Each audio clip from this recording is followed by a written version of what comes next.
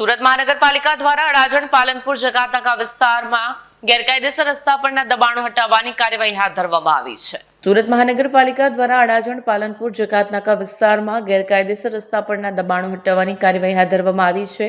આ કાર્યવાહી અડાજણ પોલીસ સ્ટેશનના માર્ગદર્શન હેઠળ સંયુક્ત રીતે કરવામાં આવી। અડાજણ પોલીસ સ્ટેશનના પીઆઈ બીકે ચૌધરીએ જણાવ્યું કે ટ્રાફિક વ્યવસ્થા સુચારુ રહે અને જાહેર માર્ગો ખુલ્લા રાખવા માટે એસએમસી સાથે મળીને આ પગલું લેવામાં આવ્યું છે। સત્તાવારો દ્વારા જણાવવામાં આવ્યું છે કે જાહેર હિતને ધ્યાનમાં રાખીને અને કાયદા મુજબ આ કાર્યવાહી જરૂરી હતી। આવનાર દિવસોમાં શહેરના અન્ય વિસ્તારોમાં પણ આવી દબાણ હટાવવાની ઝુંબેશ ચાલુ રાખવાની યોજના છે।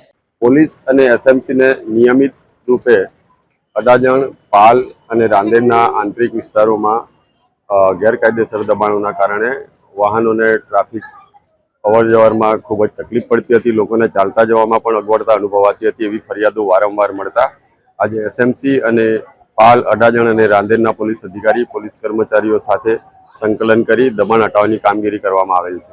વાત કરીએ તો કેટલા દિવસ આ ઝુંબેશ ચલાવવામાં આવશે અને લોકોને શું અપીલ કરવામાં આવશે? લોકોને હું એટલી જ અપીલ કરું છું કે આ જે સુવિધાઓ કે ગેરકાયદેસર દબાણો હટાવવામાં આવે છે એ આપને ટ્રાફિકમાં કે અવર જવર કરવામાં કોઈ તકલીફ ના પડે, ચાલવામાં કોઈ તકલીફ ના પડે। જ્યારે પણ આપને ફાયરની સુવિધાની જરૂર હોય કે એમ્બ્યુલન્સની જરૂર હોય તો એ સાધનો તાત્કાલિક આપની પાસે પહોંચી શકે એ હેતુસર આ ટ્રાફિક દબાણ હટાવવાની કામગીરી કરવામાં આવેલ છે। આ કામગીરી હવેથી નિયમિતપણે સમયાંતરે કરવામાં આવશે। કેટલા બંદોબસ્ત પોલીસનો લાગેલો હતો, કોર્પોરેશનનો હતો? આ કોર્પોરેશનના ઘણા બધા અધિકારીઓ છે, પોલીસના પણ 40-50 જેટલી પોલીસ છે, પોલીસ અધિકારીઓ પણ